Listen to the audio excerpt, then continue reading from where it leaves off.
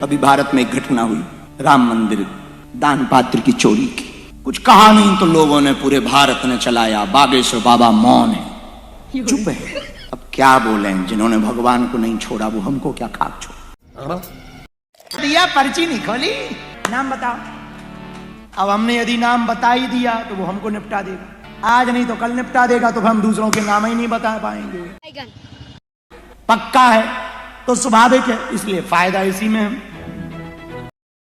पहले की वीडियो में आपने देखा कि बाबा बागेश्वर जैसे बड़े बड़े लोग भी राम मंदिर की चंदा चोरी पर आवाज उठाने से डरते हैं, जो कि देश में इतने बड़े हिंदू प्रचारक हैं और देश भर में हिंदू राष्ट्र की मांग के लिए एक बड़ी बड़ी रैलियां निकालते हैं। वो इंसान आज राम मंदिर की चंदा चोरी पर बयान देने से डर रहा है। पिछले साल 26 जनवरी को भारत ने अपना गणतंत्र दिवस धूमधाम से मनाया। 26, 2 और 6, 2 + 6 = और मेरे मित्र का जन्मदिन भी 17 है। 1 +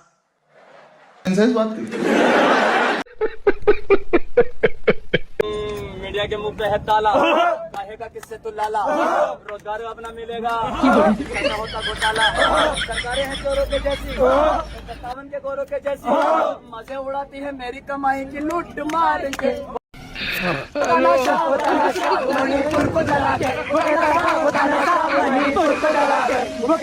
वो कहते हैं चांद रोजगार बांटे, मैं मांगू तो मुझको किसको देते हैं जब छात्रों को मिलती सलाह, शिक्षा के पीछे पड़ा है नया घोटाला खड़ा है, मेरी कमाई की लूट मार के।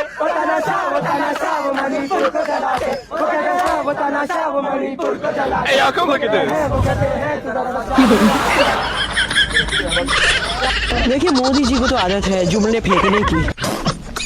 उन्होंने कहा कि गाड़ी में शेयर कीजिए, पेट्रोल बचाइए, और थोड़ी देर बाद 50 गाड़ियों का काफिला लेके उन्होंने कहा कि विदेश मत जाइए, और विदेश यात्रा पे निकल चुके। बात तो सही है। उन्होंने इलेक्शन के दौरान कहा कि ये आपका मंगलसूत्र भी छीन के ले जाएंगे। भाई, अब मंगलसूत्र कौन छीन रहा? क्रेडिट नहीं चाहिए।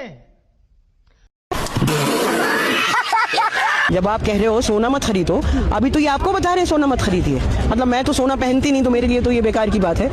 ये औरतों को बता रहे हैं सोना मत खरीदिए, तो अभी तो ये आपके घर में घुसेंगे। आप 6 महीना रुक जाइए, अगला इनका बयान ये होगा कि जो सोना घर में रखा है वो देश के लिए आप हमें दे दीजिए। अभी और सुनिए, औरतों को कंगाल नहीं कर देंगे। इन्होंने डिमोनेटाइजेशन किया, इसमें सबसे ज्यादा औरतों को उन्होंने बिल्कुल पॉपुलराइज कर दिया, क्योंकि जो भी पैसा था वो निकल गया।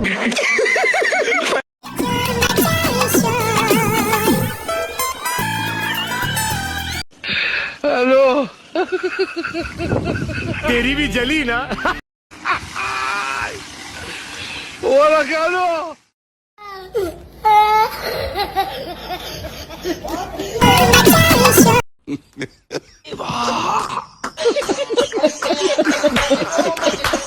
बाबा दे दे, लेकिन मैं वोट भाजपा को भीख मांग के आप Hey, y'all, come look at this. Vote Bhajpa को आपको क्या बोल रहा हूँ मैं, अंडा हो जाना ऐसा करके चलूंगा। दे दे बाबा, कुछ दे दे, सिलेंडर लाऊंगा, लेकिन वोट भाजपा को दे। और ऐसी सिचुएशन आ गई कि भीख भी नहीं मिली, तब फिर क्या होगा? आत्महत्या कर लूंगा और नाम कांग्रेस का ले लूंगा, उसने मेरे को गोली मार दी। अरे आज ये हमारी मोदी सरकार नहीं होती, चाइना हमारे देश को ले लिया होता। क्या बात कर? वाह मोदी जी, वाह वाह। अब चूंकि मसला इतना टेढ़ा है कि हम जानते हैं आपको कितना पता होगा, लेकिन ये जरूर है कि चाइना के साथ क्या हुआ इस सरकार में और क्या क्या हुआ है, तो इस पर बहस हो तो बहुत लंबी हो जाएगी। बहरहाल आपको व्हाट्सएप से ज्ञान मिलता है कि नहीं? बहुत मिलता, मैं व्हाट्सएप पर बहुत सब देखता हूँ, यही सब देखता हूँ। आपका ज्ञान जितना कुछ भी जानकारी है, उसमें सबसे ज्यादा ज्ञान कहाँ से पाते हैं? हम तो यूट्यूब से, चाहे मोबाइल के माध्यम से, जो हम अभी और सुनिए, व्हाट्सएप से। और वैसे आपने पढ़ाई कहाँ से की है? और हम तो कुशीनगर से ही किए हैं। B.Com कर लिए हैं। तो इसमें व्हाट्सएप यूनिवर्सिटी से पोस्ट ग्रेजुएशन कर रहे हैं? हाँ। आपके हिसाब से 1200 का सिलेंडर महंगा नहीं? कतई महंगा नहीं है। अभी और सुनिए, आटा महंगा हो गया, 40-35 रुपए में आटा बिक रहा है। आपको आटा महंगा लगता है? हमको नहीं लगता। अगर आटा क्या कहते हैं 100 रुपया किलो मिलेगा तब भी वही खाएंगे हम तो। कौन है? भाजपा की सरकार सही है, बिल्कुल सही है। 100 रुपए किलो आटा खा लेंगे आप? खा लेंगे। 100 रुपए किलो हो गया था, 500 भी खाएंगे। क्या बोला तूने? लेकिन वोट भाजपा को ही देंगे। वोट भाजपा को देंगे। आपकी औकात बता रहा हूँ सर, बुरा नहीं मानना सर। भाई बताइए, कह रहे 500 रुपए किलो हो जाए आटा तब भी खा लेंगे। ये आटा नहीं खाएंगे, ये गोबर खाते हैं। गोबर खाते हैं, इसीलिए इनको आटे का भाव नहीं पता है। इनकी शादी हुई है, पूछिए। गजब बेइज्जती है। क्या शादी नहीं हुई आपकी? है शादी नहीं हुई आपकी? नहीं हुई शादी।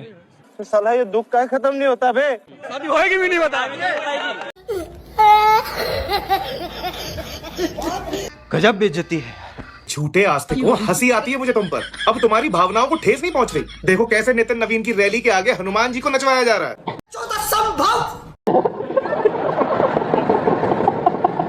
छी छी छी, कैसे गुलामी कर लेते हो किसी पार्टी की। कितने बड़े गुलाम बनकर रह गए हो तुम। बात तो सही है। शर्म आनी चाहिए तुम्हें। मैं नास्तिक इसीलिए हूँ, कम से कम मुझे इन जैसे झूठे और लुटेरों की गुलामी तो नहीं करनी पड़ती। ये असली भक्ति नहीं है, इसी को अंधभक्ति कहते हैं। अरे तुम्हें तो तब भी शर्म नहीं आई जब राम मंदिर में चोरी हो गई। अभी भी सवाल नहीं उठा रहे हो सरकार पर। डूब के मर जाओ अंधभक्तों। देने के देने पड़ गए। हमारे लिए पूजनीय है ना, बहुत हल्ला मचाते हो कि हम सनातन के रखवाले हैं, हम सनातन के पार्टी हैं। सही पकड़े हैं। झंडा देकर अपने पार्टी का उनको रोड पर नचवा रहे हो। शर्म करो शर्म। अगर यही काम विपक्षी पार्टी कोई भी विपक्षी नेता कर देता तो उसको साला तुम सनातन विरोधी बोल देते, देशद्रोही बोल देते। सही तुम पर थूकने का मन कर रहा है। बस बेटा। एक नए फनी वीडियो को लेकर अगर आपको हमारी मेहनत बहुत पसंद आई तो वीडियो को एक लाइक जरूर कर दीजिएगा और कमेंट करके जरूर बताइएगा कि इस वीडियो, क्योंकि आपके कमेंट ही हमें बेहतर और दमदार वीडियो बनाने की प्रेरणा देता है। धन्यवाद।